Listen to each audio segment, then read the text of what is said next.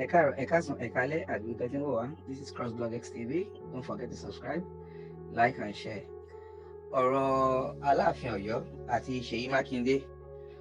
Ó dàbí pé ìrántí wòlíì Tibetan rí ó ti àfẹ́ máa ṣe báyìí o.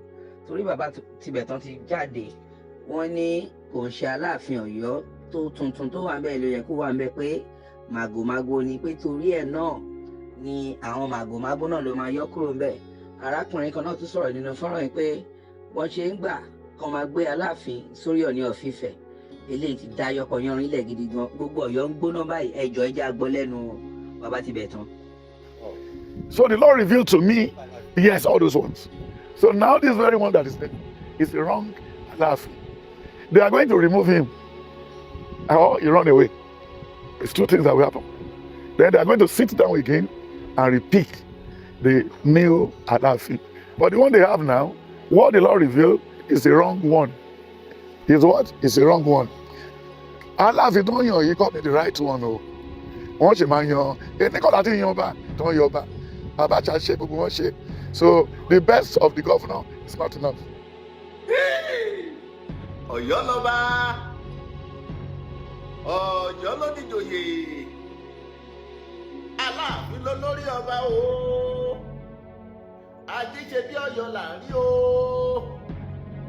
Ọ̀yọ́ ò ṣe bí bàbá ẹnìkan kan, Ọ̀yọ́ lọ́ba o.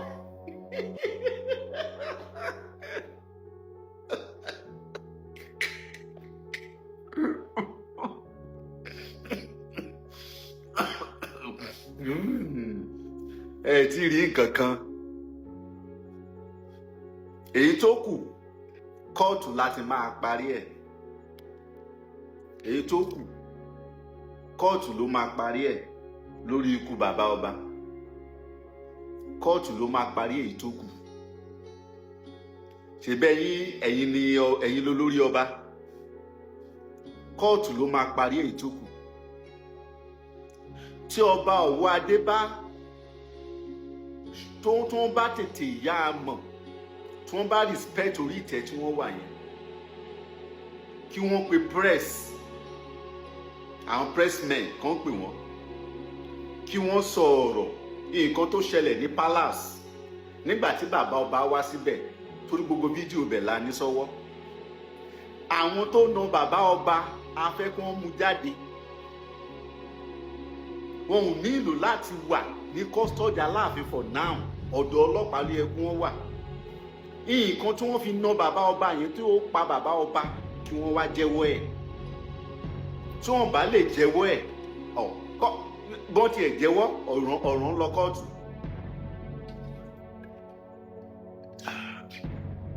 Ọ̀ràn lọ kóòtù. Oyè yìí nìsín. Ẹdẹ orí ìtẹ́, èmi ò sọ pé ọba Ọ̀wọ̀ adé tàbí Aláàfin àwọn ló pa bàbá ọba o. No, mi ò sọ bẹ́ẹ̀. Ọlọ́run ní jẹ́ ká rí nǹkan tó bá tá fi pèèyàn, Ọlọ́run ní jẹ́ àárẹ̀. Àwọn bọ́ìsì tí wọ́n na bàbá ọba, who are they and where are they? Wọ́n ní agbádá ló kọ́ bàbá ọba ṣubú, ṣágbádá náà ló kọ́ ìyàwó ẹ̀ ṣubú, ṣágbádá náà ló kọ́ dírẹ́fà ṣubú. Àwọn tó na bàbá ọba a fẹ́ rí wọn, a gbọ́dọ̀ mọ̀ wọ́n. Àwọn key points tá a ti ní, ẹ̀ríkẹ́ mi ò sọ̀rọ̀ lórí ó ṣe Ọ̀yọ́ kò ṣọ̀yọ́ látijọ́ sí, mo mọ̀ dákẹ́ ni torí àgbà kan tí wọ́n pè mí lórí ẹ̀ mi ì jẹ́ èèyàn o. Now Ààrẹ Almọ̀rúfù, a rí fídíò wọn nígbà tán lọ visit Aláàfin. Ṣé ẹ̀yin ò mọ̀ wípé àwọn mùsùlùmí wọ́n ń lo àwọn pípù wọ̀nyí ni? Ẹ̀yin ò mọ̀, wọ́n wá ń lo Almọ̀rúfù láti wá yẹ̀yẹ́ ìtẹ́ Aláàfin.